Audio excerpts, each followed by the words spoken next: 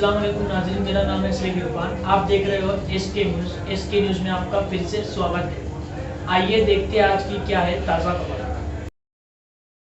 Wiring है, ये member लोग कोई लाइनमैन वाले बना नहीं रहे। कभी एक जान की जान चली जाएंगी हम लोग की तो कौन देखेगा? कोई जिम्मेदारी लेंगे इसकी?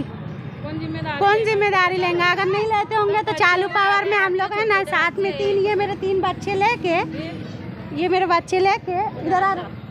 अरे ये 3 पे खड़े होकर वायर खींच लूँगी, चालू वायर।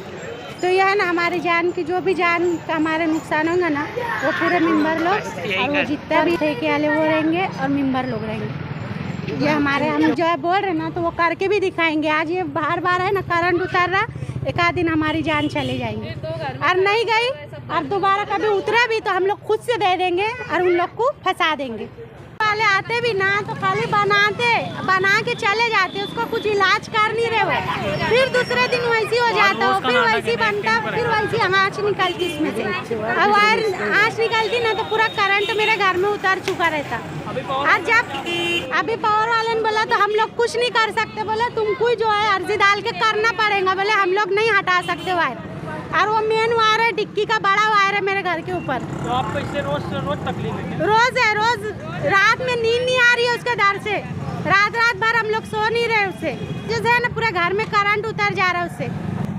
और ये खंबा जो है ना, ये खंबा यहाँ पर खाली खड़े होने से यहाँ चिपक गई थी मैं। वो तो समझ लो कम पावर का तो बच गई। कभी लोग पब्लिक नहीं रहती ना तो वहाँ पे हड्डियाँ निकलते थे मेरे बाहर। तो ये कि कौन लेगा जिम्मेदारी हमारी जान की? अगर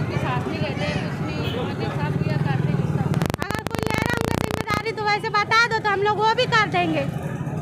अरे इसका क्या है, कर देना, नहीं तो फिर हम लोग क्या करने का हम लोग कर लेंगे। पब्लिक को लेके बाहर निकलेंगे, वरना हम लोग पूरा मोहल्ला एक साथ होके वहाँ पे निकलेंगे, पूरा जुलूस निकाल लेंगे ये वायरिंग के वास्ते। डायमंड कारपेट मालेगांव मुस्तफा बंगार बाजार होलसेल रेट में यहाँ पर कारपेट